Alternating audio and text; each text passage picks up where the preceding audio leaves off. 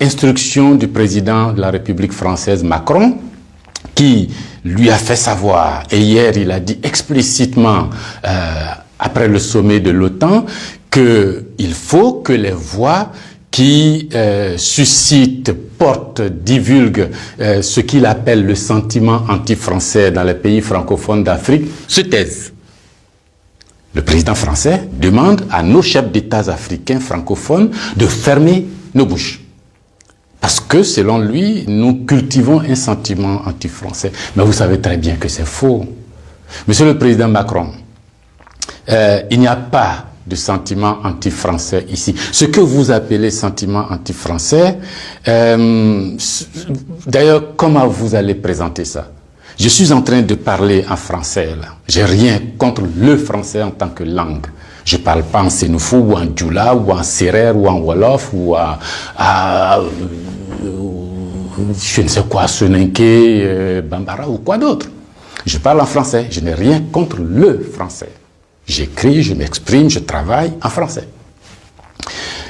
Je n'ai rien contre les Français. Nous n'avons ici, en Afrique francophone, rien contre les Français. Ils sont nombreux, ils ont des entreprises, ils créent des emplois pour nous, ils payent des impôts. Nous sommes nombreux à travailler avec eux, à travailler pour eux. Ils travaillent souvent pour nous. Nous sommes des amis, nous nous marions, nous vivons ensemble, ici comme en France, sans aucune animosité. Donc, ce n'est pas un sentiment contre les Français ou contre le Français. Ce que vous appelez sentiment anti-français en réalité, c'est un ras-le-bol, c'est une révolte, c'est un refus de la mainmise de l'État français sur nos autorités et par ricochet sur nos économies, sur nos peuples. C'est ce que nous refusons. Les relations incestueuses entre l'État français et les États africains, c'est ce que nous refusons. Les relations de connivence entre l'État français et les États africains, c'est ce que nous refusons. Parce que simplement ces relations étouffent la démocratie. Ces relations étouffent le respect des droits de l'homme. Ces relations étouffent la possibilité que nous devons avoir de demander des comptes à nos dirigeants. Ces relations étouffent l'expression plurielle chez nous. Il n'y a que ce que le président dit parce qu'il est d'accord avec Paris, donc c'est ce que lui dit qui est bon. Monsieur le Président, c'est ce qui nous révolte. On a le sentiment que vous êtes complice de nos chefs d'État pour nous brimer. On a le sentiment que les droits de l'homme que vous faites respecter en France, les libertés individuelles que vous faites respecter en France, la Déclaration universelle des droits en France, déclaré là-bas par vos ancêtres, Monsieur le Président, on a l'impression que vous considérez que nous, en Afrique, on n'a pas droit à cela. Nous, en Afrique, on n'est pas digne de cela. Nous, en Afrique, on n'est pas suffisamment humain pour avoir les droits humains. C'est ce qui révolte cette jeunesse-là. La conséquence, vous voyez chaque jour de nombreux jeunes essayant d'aller là où les droits sont respectés, là où les libertés sont respectées, et là où on a le sentiment qu'ils sont des hommes. C'est ce qu'il faut changer, Monsieur le Président. C'est ce qu'il faut changer. Vous pouvez parler 1000 fois à nos chefs d'État, vous pouvez leur donner des instructions 1000 fois, mais ça ne changera rien dans la tête des populations africaines ici, dans l'esprit des populations africaines ici. L'idée est que nous voulons redevenir des hommes libres. Nos ancêtres ont été vendus comme des marchandises par vos ancêtres. Comme des marchandises. Pendant de 1500 à 1890, c'est par là. Comme des marchandises. Nous fermons les yeux là-dessus.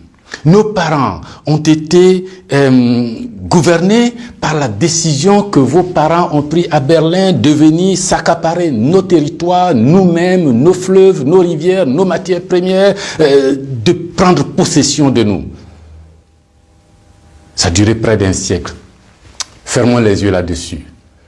Vos prédécesseurs ont considéré que nos chefs d'État devraient être juste des délégués pour eux, pour nous maintenir ici. Comment on peut avoir le sentiment français quand on descend à l'aéroport d'Abidjan, le boulevard qu'on prend s'appelle Giscard d'Estaing. Le pont qu'on emprunte s'appelle De Gaulle. Et la route qu'on utilise pour aller à l'université s'appelle boulevard Mitterrand. Et puis partout, on a Trèche-la-Plaine, Port-Bouët, Binger. Non! Ce que la nouvelle génération veut.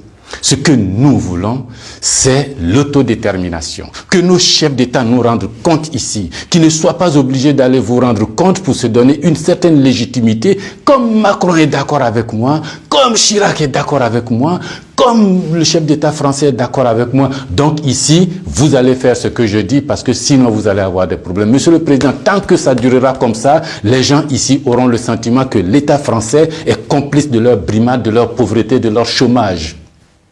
C'est ce que nous voulons changer. C'est ce que nous voulons changer.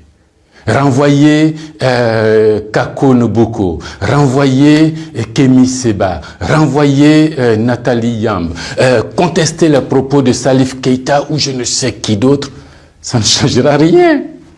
C'est dans la tête de chacun. Chacun de nous, les gens, ces idées-là ont imbibé notre esprit maintenant. Le désir de liberté, vous devez connaître ça. Vos ancêtres se sont battus pour avoir cette liberté. On fait plusieurs guerres pour jouir de cette liberté. Ce que nous voulons, c'est ça. Liberté de commerce, liberté de nous organiser, nous autodéterminer, faire ce qui est bon pour nous sans nuire à vos intérêts. Mais ça ne vous dit pas de venir nous imposer vos intérêts. Si vous pensez, chers auditeurs, que ce message vaut la peine d'être diffusé et que nous soyons nombreux à nous l'approprier, sans animosité, sans bestialité, mais avec fermeté et conviction, il faut liker, il faut partager. Parce que c'est l'Afrique de demain qui se joue là. Nous ne voulons plus être des marchandises, nous ne voulons plus être sous la tutelle de quelqu'un, nous voulons redevenir des hommes libres. Merci.